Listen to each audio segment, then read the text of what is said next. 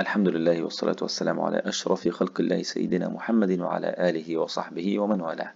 نستكمل رحلتنا المباركة مع حروف اللغة العربية وكيفية نطقها بطريقة صحيحة. النهاردة مع حرف الثاء، وهو حرف سهل يسير محتاج منا إلى تركيز بسيط جدا إن شاء الله نخرجه صحيحا.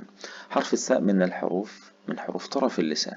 عندما يلامس طرف اللسان ما يحاذيه من الأسنان العليا ثاء، يبقى طرف اللسان لابد من ملامسة أطراف الثنايا العليا أو الأسنان العليا علشان يخرج لي حرف الثاء، وإلا هيتحول الثاء لسين. لو أنا ما خرجتش طرف اللسان إذا الثاء تتحول لسين، وممكن المعنى يختلف. كلمة زي ثم، لو أنا ما خرجتش لساني تبقى ثم، حولنا الثاء إلى سين. وثم بالثاء معناها حرف عطف، إنما ثم بالسين السم القاتل المعروف، معنى اختلف تماما.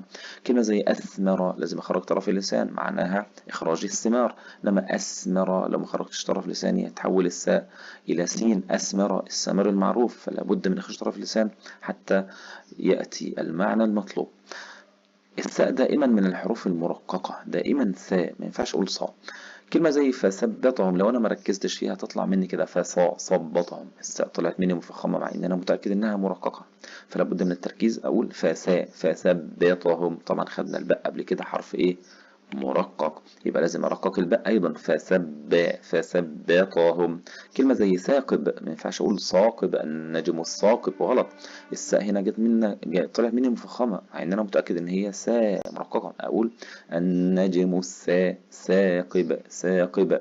فلا بد من التركيز مع حرف الثاء في حاجتين: لازم أخرج طرف اللسان عندما أنطق حرف الثاء، ولازم حرف الثاء يبقى مرقق. حروف اللغة العربية بتكون لي كلمات القرآن. إذا نطقت كل حرف صح إن شاء الله هقرأ كلام ربنا صح، وحصل الثواب الأعظم والأجر الأكبر. ونسأل الله عز وجل أن يجعلنا وإياكم من أهل القرآن الذين هم أهل الله وخاصته.